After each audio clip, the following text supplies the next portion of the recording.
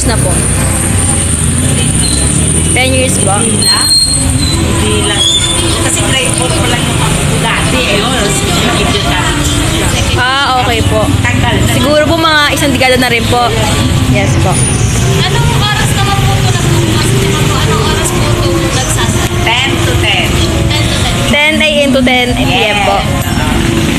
And same, ano po, yung pangalan po ba ng Underground po is galing sa kanila po mismo.